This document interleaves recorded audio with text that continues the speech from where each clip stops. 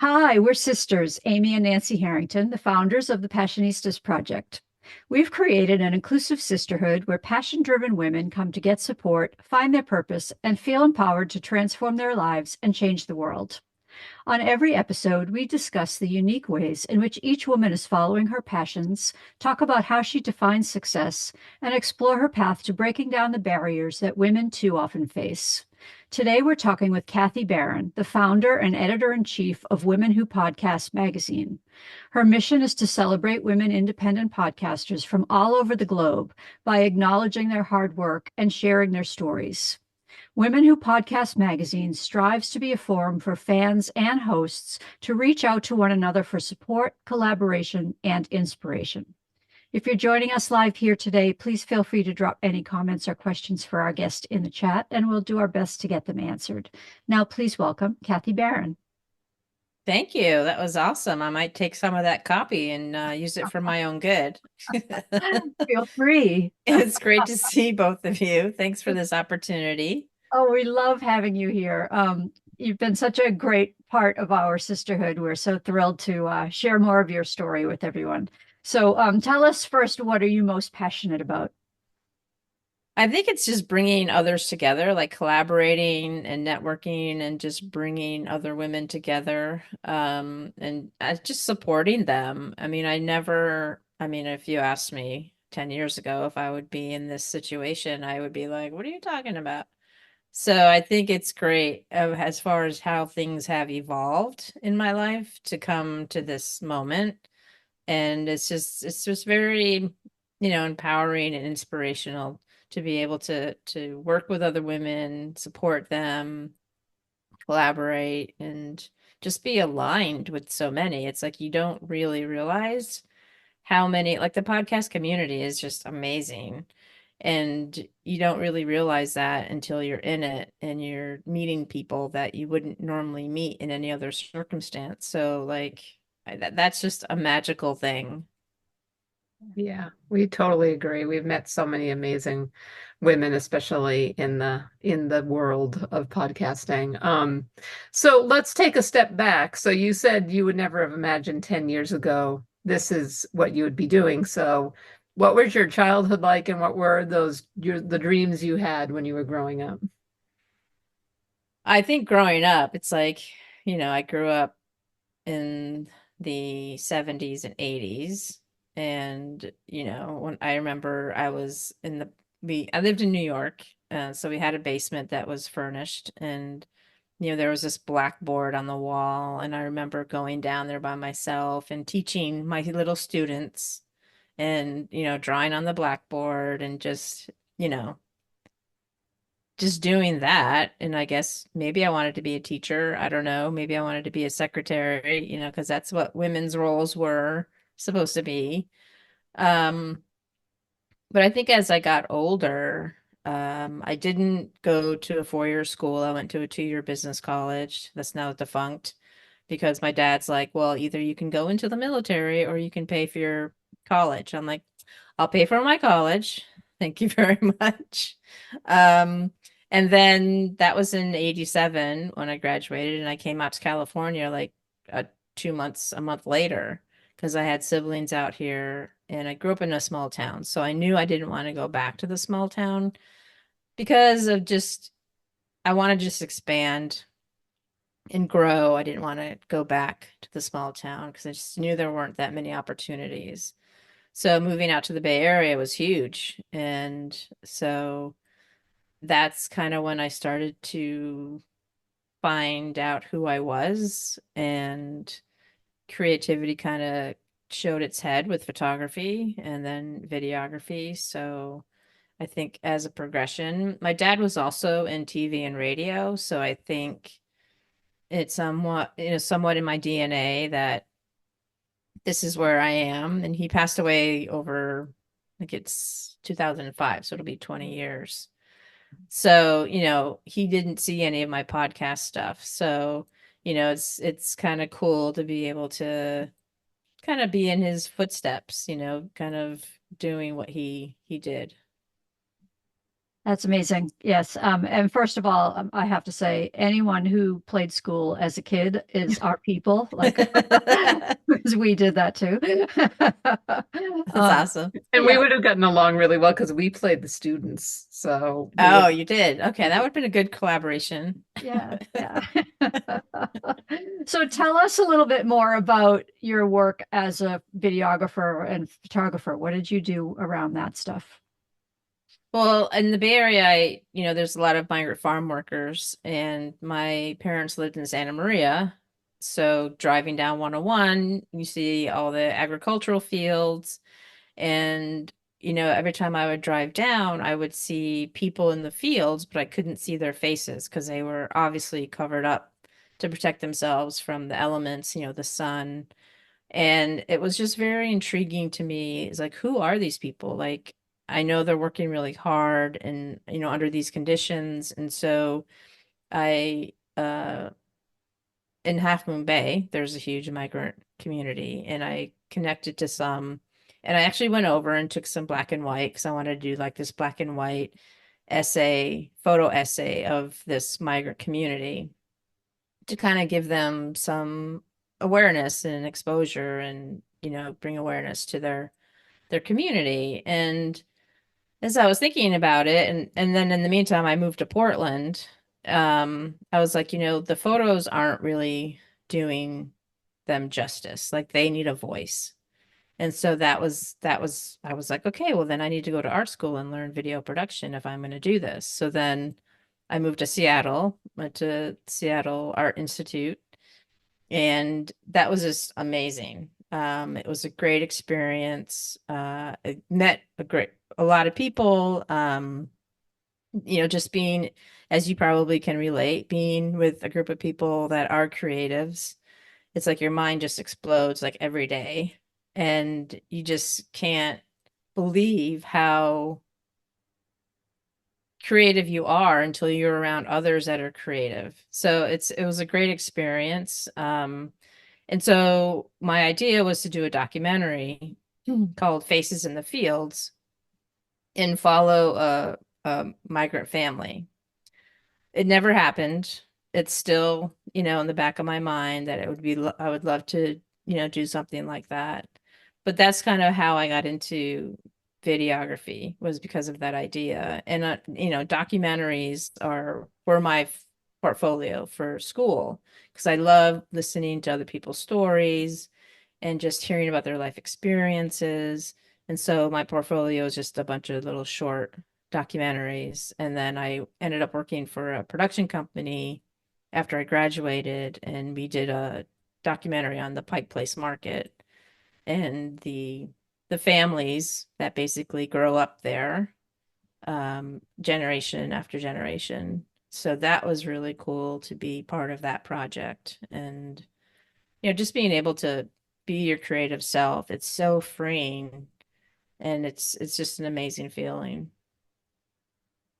one of the other creative endeavors that you did is you wrote a novel called Token of Choice. How did you find that out? We do our research very well. Wow. Tell us about that. Well, that was a big surprise, because I wouldn't consider myself a writer even to this day. Writing wasn't something that I did a lot of. I think I wrote in art school in my scripting class. We had to write a story or something. And I wrote this story, and the teacher's like, you really need to write more. And I'm like, yeah, okay, whatever. So fast forward. So after Seattle, I moved to Central California for like a year, and then I moved to Santa Fe, New Mexico. And during that time, I was doing some video projects because I worked at Trader Joe's basically. And so the people that I met there, as you know, are very creative. And so I collaborated with this one guy to do this short video, that he had kind of written. So I kind of dabbled a little bit in doing some projects. But it was hard because there wasn't that many people to kind of collaborate with. But I had this idea of doing like a web series called Token of Choice, and it would be in Santa Fe, in that area. And I kind of had one episode already kind of written. And then it's hard to find people to collaborate with. So I ended up moving back to California in 2012, and I didn't have a job yet. So the National Novel Writing Contest, if you're familiar with that, happened in November. So I was like, huh, I wonder if I should try that with this idea I have for the web series to see if it, comes up with anything. So it was quite the experience. It was nothing that I'd experienced before as far as writing. I mean, I think there was one day I wrote like 4,500 words, which is like ridiculous at that time because I had no practice writing. And it was really cool because a lot of the characters were talking to me in my head. Like, no, you shouldn't do that, or you should go this way. And I'm like, no, that's not gonna happen. So I'm having like this dialogue with these characters, fictional characters in my head. Um, so I ended up writing like 50,027 words for the month or something. But it was I felt like I was on psychedelic sometimes when I was writing because it was like all of these voices are in my head and, all of these experiences that were happening. So 6 years later, the book finally was self-published because the month that I wrote for the contest was a shit show. It's like I had 12 plots, 30 characters. It was just like all over the place. So it took me that long to work on it and narrow it down. And it was great. I had a couple of editors and then I self-published it. So it was nice to be able to finish that.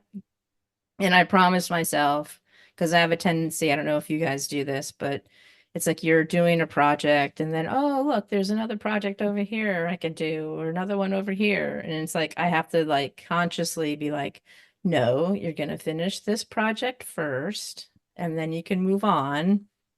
So we actually, I had a kids book idea as well. So I had a friend, Chelsea, come in and help me co-author that recently. So it's finished and we're working with an illustrator now. So hopefully by November, December, we'll have that self-published as well. So there's, these little creative muses come into my brain.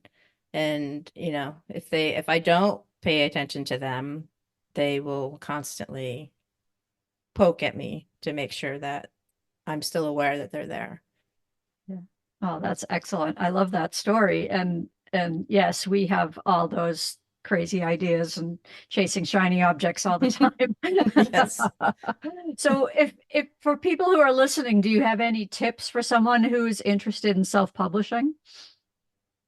It's definitely a learning curve. Like it's been since what, 2018 since I self-published that book. And so now that we're self-publishing this kid's book, it's like starting over again because it's been so long since I've done that process. Um, but it is, excuse me, it is a learning curve as far as knowing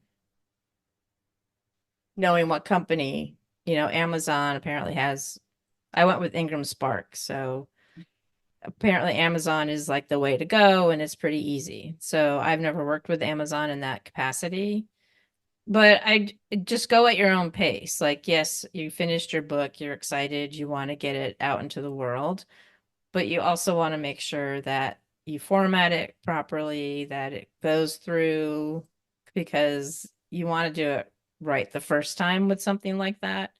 So just take your time. And self-publishing is, it's pretty, I'm not going to say it's easy, but it's a pretty simple way to get your book and your publications published. So Yeah, and I love that the technology exists now that you don't have to take that risk of printing up 1,000 copies of a book and hoping you sell them all. right. The print on demand technology is so great that you can Yeah. create this book and sell as many copies as people want, but you're not stuck with a garage full of them. Right. Exactly. Exactly. And it doesn't cost tens of thousands of dollars either. Yeah. As far as the editing and the publishing and, the rejection letters, like who wants that? I'd rather just do it myself. Yeah. Totally agree. So when did you first get interested in podcasting? I mean, it seems like everything that I've ever done creatively is just like on a whim. Like there wasn't any plan. 2008? No, 28. Let's see, it was 6 years ago. So that was 20, do the math for me. 18. 2018. Yes, thank you. That a friend and I, who I met in Santa Fe, were just chatting, and she's very sarcastic too. So we definitely like feed off of each other, and we were going back and forth, and we're always just like laughing so hard. And I'm like, we should start a podcast. Like, why not? So we kind of started. I mean, that's how it started. It was just an idea, and we kind of went with it. And after a few months, her life just got too crazy and just wasn't able to spend the time. So that's when it ended up being just me. And then I brought in my friend Mario. He was like token woman of the podcast. And he was a comedian, and he, stood in for about 6 months. And then I was just like, okay, that's when the format of having a guest and then a co-host and then my real deep shit episode kind of came into play. So it's definitely been an evolution in just learning what I wanted to do with it and how I wanted it to be formatted. And so what were some of the challenges you faced as an independent woman podcaster when you were starting? I think for me, it was, I'm pretty introverted. So getting behind a mic was not something that I was like, oh, yay, let's do this sort of thing. I think that was probably the most challenging for me. And just, that imposter syndrome that we all have. And it's like, is anybody listening? Which we all probably still have. And just knowing that what I had to say or what I was saying was important or that people cared about, so it was that more of the self confidence and wherewithal of like, yeah, what you say is good and people are listening. And so, and it's also trying, the sarcasm gets a bad rap, and I think that people really get offended by it. And so I was really trying not to be too offensive because that wasn't I didn't want it to be that way. Like I stayed away from religion and politics just because that's just I I don't really like talking about those anyway. And then to add sarcasm to them, I was like, yeah, let's not go that direction. Because I want it to be a light topic that's not too heavy. And I don't want to piss everybody off because that's not really the point of this podcast. Um, so yeah, I was trying to keep it light and humorous, but yet still have that sarcasm attached to it. So then when did you decide that you wanted to get into the magazine side of things and tell everybody what you created? Well, once again, I was forced to do this creative endeavor. No, I obviously wasn't forced. The creative muse thinks it's funny that we're always looking for something to do creatively, which isn't always the case. But in this case, it really surprised me because I went to Fest Expo in 2020, right before we shut down for COVID, and this guy was passing around free issues of the podcast magazine. And I was like, awesome, this is great. So I'm like, I hope that they represent women independent podcasters because this would be a great venue, great medium for that to happen. And as time went on, it just didn't happen that way. There were celebrities on the cover, the independent women were like in the top 50, but you like have to nominate yourself for that. It's like, okay. It was just hidden in the multiple pages of the magazine. And I was like, yeah, that's not okay. So later that year, like in October, that idea popped in my head, and it's like, well, then you're just going to have to create something yourself. And so I was like, what are you talking about? Like, I don't know how to publish a magazine. I know nothing. Like, I took a class in art school for InDesign. Like, that's all I have.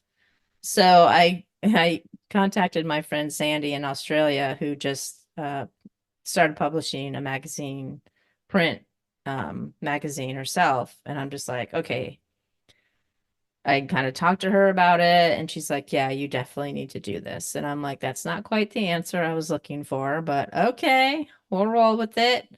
So, Sandy kind of like nudged me a little, pushed me off the edge. And then that April 2021 was our first issue. And like I had no clue what I was doing. I contacted some podcasters that I knew to see if they wanted to be in the first issue. I put Sandy on the cover because she was, the one that forced me to do this. And, just kind of as ideas came up, I put them in. So and like with anything, as you know, it evolves. My goal for each issue is to just be 1% better than the last issue. And so I really try to, bring that message across that this magazine is about women podcasters. Um, I don't have any hidden agenda as far as I'm concerned. It's mostly about getting the exposure, and also getting resources out there, because I know that it's so hard with the Google. Google something and it's like it's so overwhelming, all the information that's out there. So Yeah. So, what are some of the unique challenges that women podcasters face, and why is it so important to you to support them? well, I think there's a lot of common challenges. I think it's, the technology can be a huge challenge for a lot of women because they're not used to using audio and video and mics, and I think also the imposter syndrome is huge because they know they have a story to talk about. They know they want to share other people's stories, but they're not sure how to go about it necessarily, or if anyone is listening. I think that's the hardest part, is because there isn't any like clear data. Like, yes, the downloads give you somewhat of an idea, but you're not face to face with your listeners. And I think that is the hardest thing, are people listening? And that is hard not to take personally, because it's like, well, I want people to hear my story. I want people to hear this person's story. Um, and I think also juggling, if they're a woman who is a single mom or has a family, it's hard to juggle everything if you have a job. The first thing to go is going to be the podcast. If life up something in life happens, the podcast is going to be the first thing that they set aside, which is unfortunate but understandable. And I also have realized that women don't think they're creative. And it's like, we're all creative in our own way. It doesn't have to be a painting or a novel or a poem or whatever. It's how you want to be creative, whatever that looks like for you. And so, I think it's really cool to see the women when they first started their podcast, and even like 6 months later, and how much they've blossomed and thrived and really come into themselves and have more confidence in themselves. And it does take time. And yes, it's like ebb and flow. You're confident for a while, then something might happen that knocks you down, and then you just, you kind of get back up. But I also feel like the supportive podcast community is also helpful in that.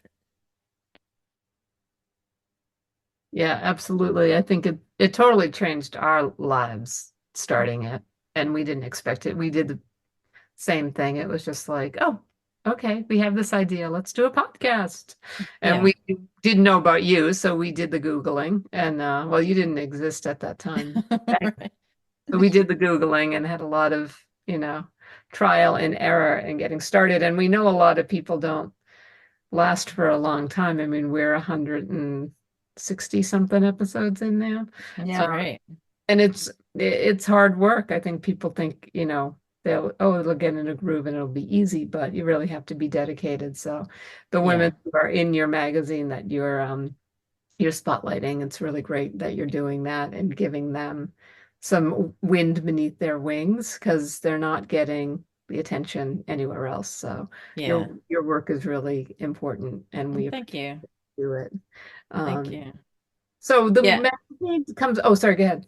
No, I was gonna say it is hard work, and I think like the statistic is like what 7 episodes. The average is 7 episodes, and then people call it quits because I think they realize that it is a lot of work. But I also think it's important to know that, and I think part of that reason why it's only 7 episodes is because I think people are too hard on themselves, that there's like this expectation that you have to put out episodes every week. And it's like, no, you can put them out once a month. You can put out 6 in a month. I mean, whatever you can do realistically in your life. And I think that's the most important thing for podcasters now and for those that are thinking about it. It's like, I don't care who tells you you have to be consistent. Consistent once a month is consistent. Consistent isn't, if it's every week, then that's great. But just because it isn't every week doesn't mean you're not being consistent. So I think it's really important to like give yourself some grace and be like, hey, this is all I can do. People are going to find you. People are going to listen. So, as long as you like have a social media platform, Facebook, whatever, that you're marketing your episode and telling people, they're going to find it. Yeah, we started as every 2 weeks. We do every week now, but we also do it live now. Mm-hmm. And in the beginning, we used to edit every episode, frankly, within an inch of its life. It was like, oops, Right. but we need to cut out every single Right. And so we would spend hours editing every episode. And then you listen back to them and it's like, oh, people just they don't seem natural. So I think that's a mistake we notice a lot of people making, and we made it ourselves. And it's another, we think, women-centric issue, right? It's like this Mm-hmm. perfectionism thing. We all think we have to strive for perfectionism. And as we've learned from people like Dr. Melissa Bird, it's like, no, no, no, it's the messy part that makes it interesting. So Yeah. our advice to ourselves and to everybody else is like, let it unfold the way it unfolds. If there's some major technical issue, or if there's someone said something and they're like, oh my God, I shouldn't have said that, cut it out. But Mm-hmm. beyond that, just like let it be what it is, and people will connect more to the authenticity of that. Do Yeah. you find that as well? Yeah, absolutely. I think it's a little more authentic and editing, totally understand the ahs and the ums and the rights and it's like we all have our one word for that episode that we're going to say over and over again. So just get over it and it's fine.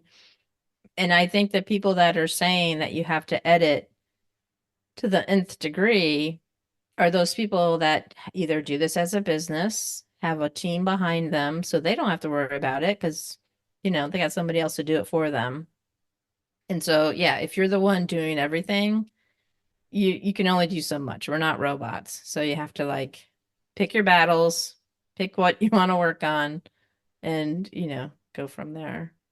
But there are robots now that are really super That's true. helpful. That's It's true. amazing. It's amazing how much the technology has changed and Yes, how there are robots now that will go in and edit out all the that ums. is true.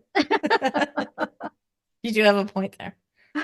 I love that. And now there's robots that will pull clips for you. I mean, the hours and hours and hours we used to spend. I mean, we've been doing this now for 5, 6 years, and Yeah.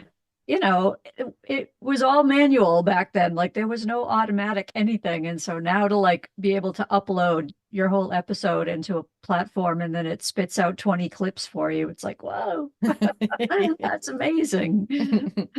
Yeah, So exactly. talk about that a little bit. Talk about what are the other ways podcasting has changed over the years in just a short time we've all been doing it.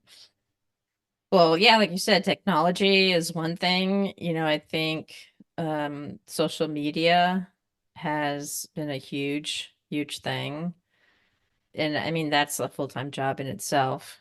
Um, and which platforms and how many platforms and, content. And of course, technology can help you with the content as well. But I also feel like podcasting isn't doesn't seem to be as like stringent. Like there's no, I think back then it used to be a little bit more not elitist, but I think now it's everybody can kind of get into it and everybody's valid. I kind of talk about hobby shaming in podcasting and how, if you're not making money off of podcasting, then you're not legitimately a podcast. Well, that's BS. Because if you're behind a microphone and you have something to say, then you're legitimate and you're valid. So, monetizing is great, but it's not something that you have to do for podcasting. And it's super challenging. I mean, I don't know the percentage of people that actually make a living doing podcasting. It's not, it's Unless not you're a business. Yeah. right. Or you're, Or a celebrity. a Yeah. celebrity Yeah. and, Yeah. so you have a huge audience and you have a, platform that's paying you to create the show. I think a lot of people think they're not doing well because they're not earning a ton of money off of it. Yeah. No. Well, I mean, a lot of times with sponsorship, you need 1,000 downloads an episode. Mhm. It's like, who's doing that besides the celebrities? Yeah. Right. So, yeah. Absolutely. Absolutely.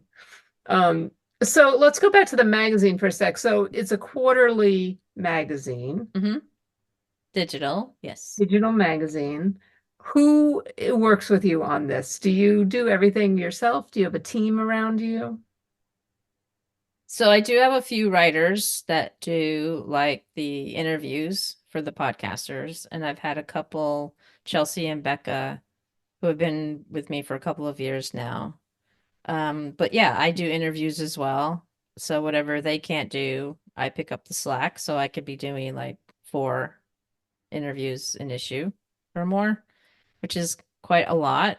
But um, I do enjoy the interviewing. It's the writing that I still struggle with. But and I do the layout. So I basically do all the layout, the promotions, reaching out to each podcaster.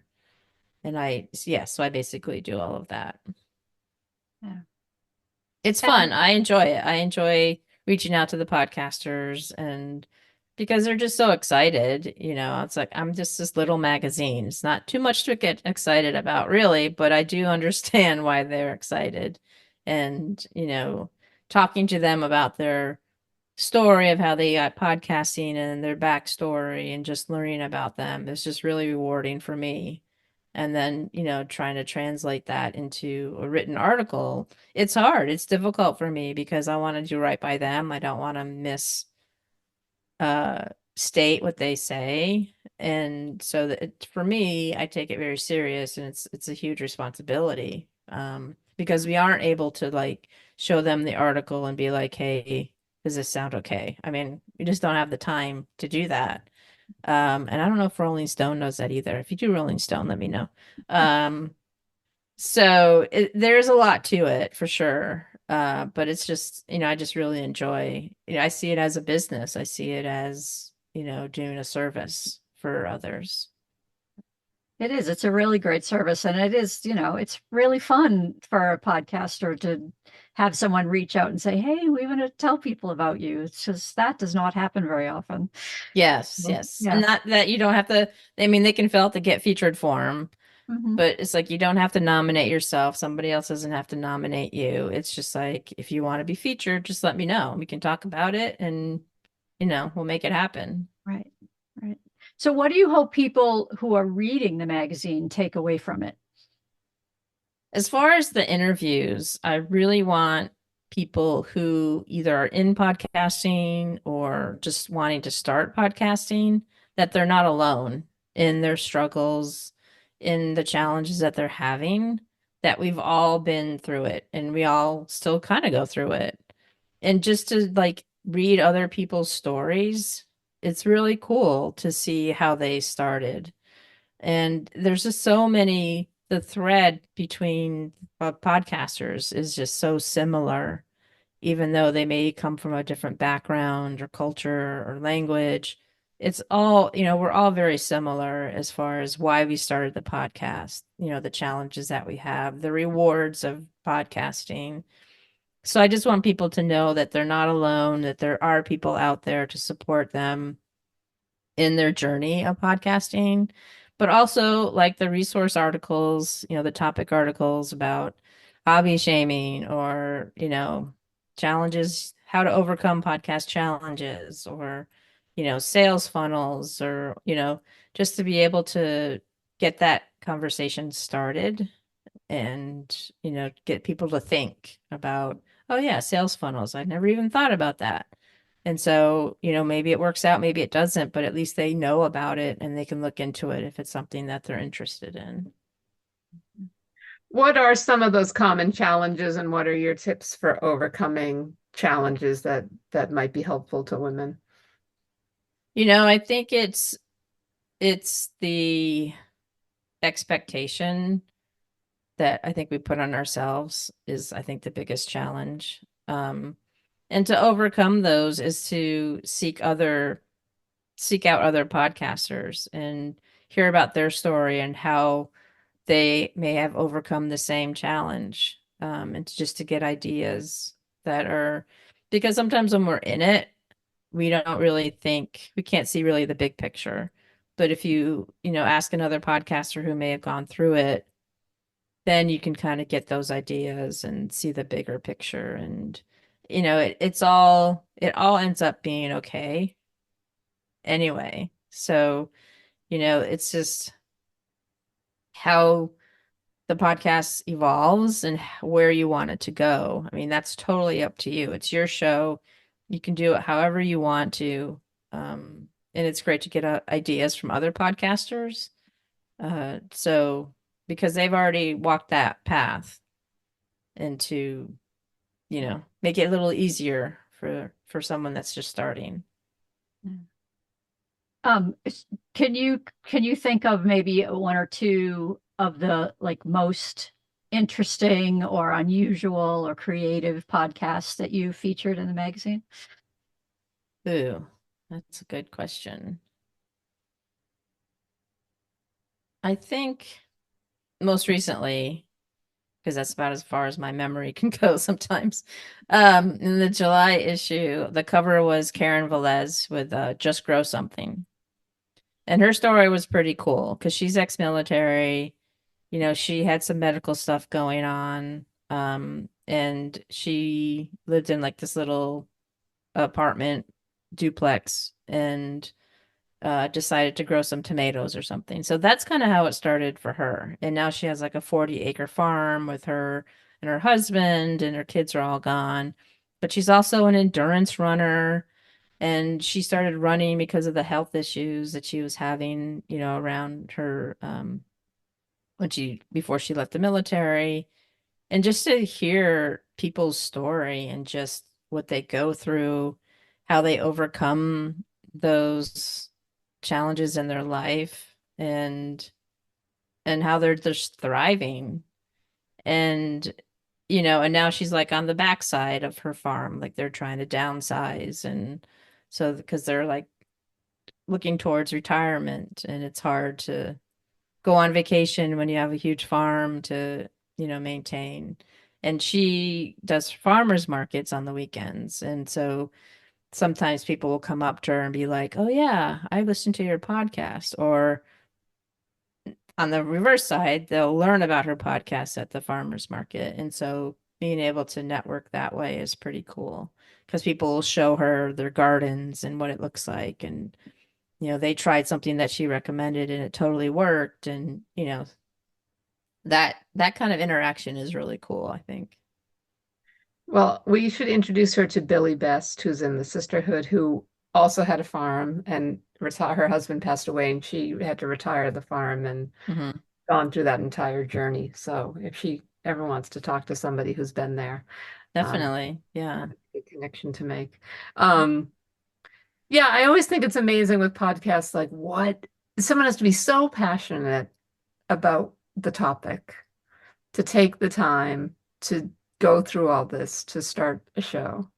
And when it's something that specific or something really unusual, it always fascinates me like that they're that committed to it. So that's one of my favorite things about podcasting. You also are always looking for other ways to support women in podcasting, and one of the things you've set up is a pod swap program. Can you tell everybody about that? Yeah, the podcast promo swap is something that we're kind of doing new on the website. And I think it's a great opportunity for podcasters to collaborate and to maybe seek a different audience and reach different people. Aaron and Heather at the Three Kitchens podcast, they're in Canada, and they brought it up in the learning community that we have once a month about wanting to do something like this. So I'm thinking, okay, how can we make this happen so that it's as efficient as possible and that it doesn't take much effort for people to contact. So we have a page on our website at womenwhopodcastmag.com where you can see the list of people that are participating, that you can reach out to them to make sure that they're aligned with your message. And you can also submit a form to be added to the list.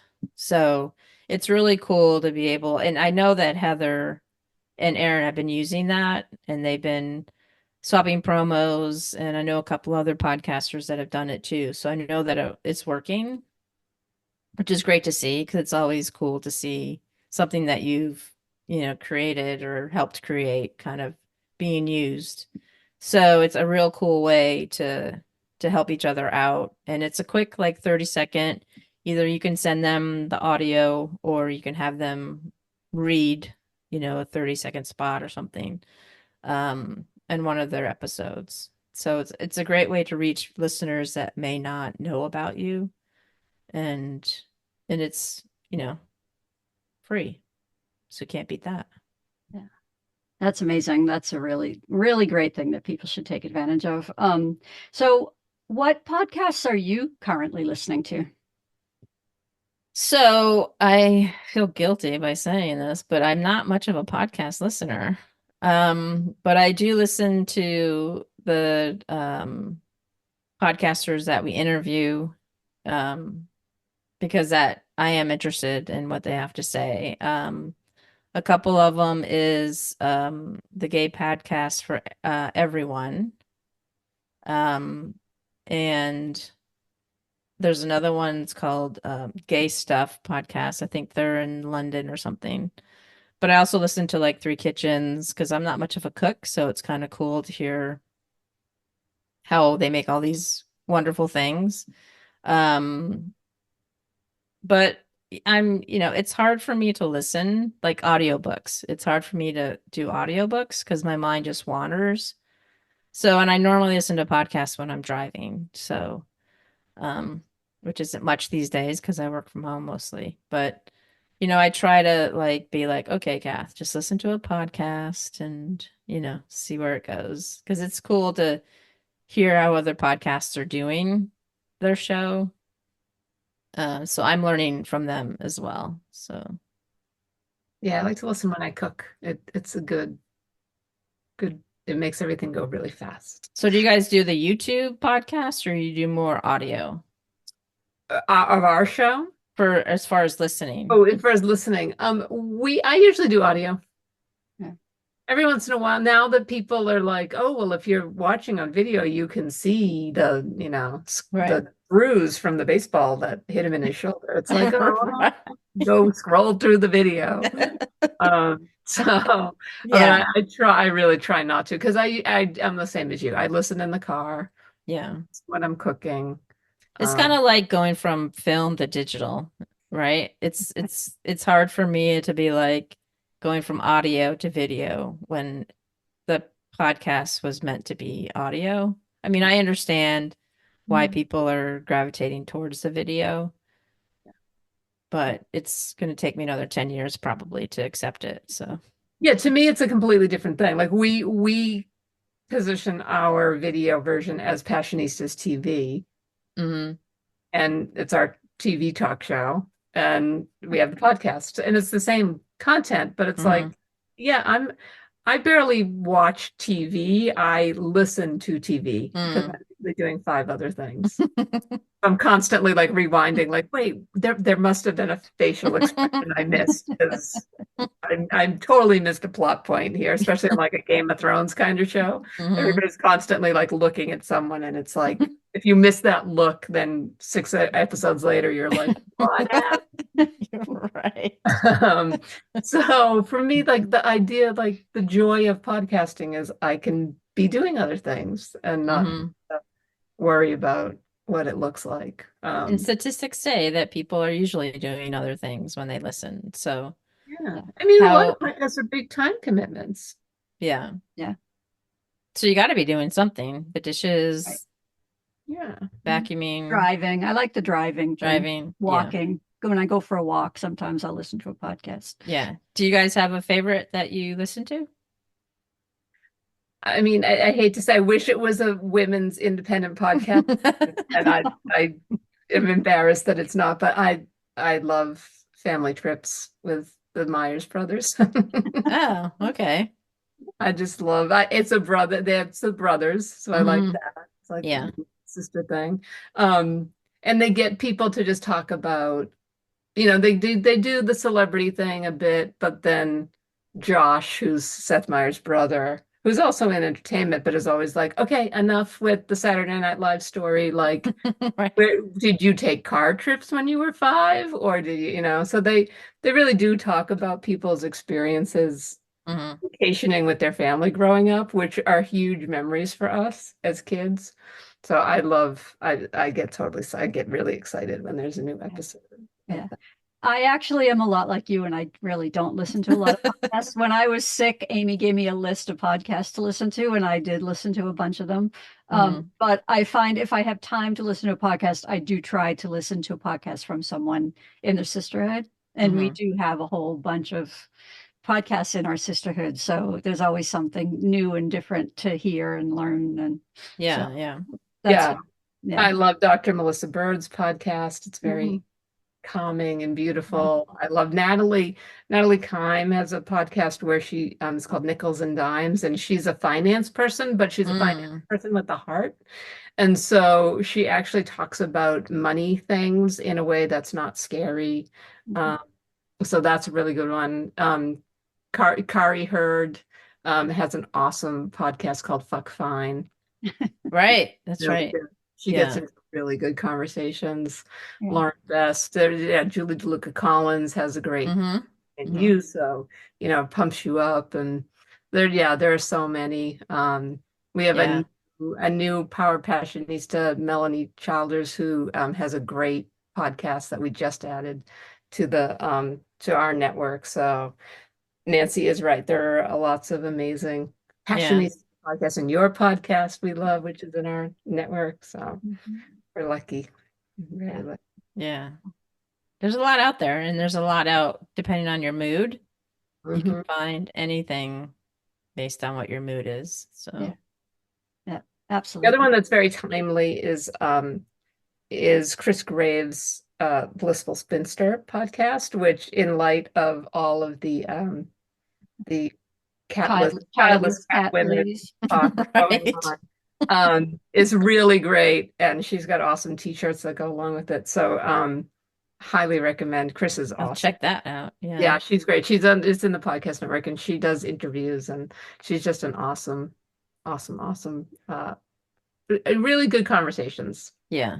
Really, we And were that's what on. I like. I like good conversations. I mean, the chit chat, the small talk, I can't. And I think a lot of podcasts that I've kind of came up upon have been like that, and that's why I kind of Yeah. don't seek them out. But for those that are deep conversations or good conversations, I can definitely relate to that. Yeah, totally. So what's the question we're not asking about women and podcasting? Have you gotten your copy yet? I don't know. That's It's an excellent question.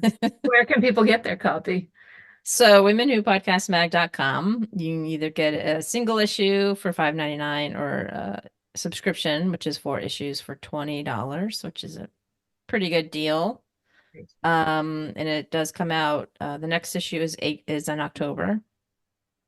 So we'll have 9 featured podcasters, and there's some pretty amazing ones in there. So I mean, every issue, I think there's amazing ones. So I think people will be, and it's cool that they're all over the country, all over the world, and be able to just see how others kind of in other cultures and other countries do their podcasts. And it's very similar. And I think that's what's so great is that even it doesn't matter where you're from, what country you live in, there's always that familiarity to it. Yeah, I love that. All right, so we have one last two-part question. What's your dream for yourself and what's your dream for women? My dream for myself is to be able to continue with the magazine and support as many women as I can and encourage women to start their own podcast.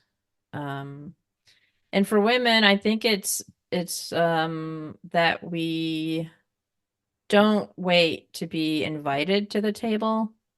As was it Shirley Chisholm that used to say, bring your own chair and invite yourself to the table. And I think in the podcasting world, we definitely need to do that more often and not wait to be invited, but just like, hey, I want to be a speaker at this conference. I want to, be a guest on this podcast, or hey, I want Michelle Obama on my podcast. So, nothing is out of reach, and just do your thing and don't worry about everybody else. I know that's easy to say, not necessarily easy to do, but yeah, it's time that we made space for ourselves and bring a portable chair wherever you go. Thanks for listening to the Passionistas Project. Since we're not only business partners, but best friends and real-life sisters, we know how unique and truly special our situation is. We know so many solopreneurs, activists, women seeking their purpose, and more who are out there doing it all on their own. They often tell us they wish they had what we have. So we've created a space for them and you to join our sisterhood, where trust, acceptance, and support are the cornerstones of our community. By joining, you become part of our family. We'll give you all of our sis tips on building meaningful relationships through the power of sisterhood and all the tools you need to thrive in 3 key areas: business growth, personal development, and social impact. You'll learn from our panel of Power Passionistas who are experts on topics like transformational leadership, letting go of perfectionism, the power of community, and so much more. You can connect with like-minded women and gender non-conforming, non-binary people who share your values and goals in chat spaces, at online Passionistas pajama parties, and virtual and in-person meetups. And you can register for our exclusive series of online courses designed to help you tap into your intuition, find your purpose, bring your mission to fruition, and integrate diversity, equity, and inclusion in every aspect of your plan. Be sure to visit thepassionistasproject.com to sign up for our free membership to join our worldwide sisterhood of passion-driven women who come to get support, find their purpose, and feel empowered to transform their lives and change the world. We'll be back next week with another Passionista who's defining success on her own terms and breaking down the barriers for herself and women everywhere. Until then, stay passionate.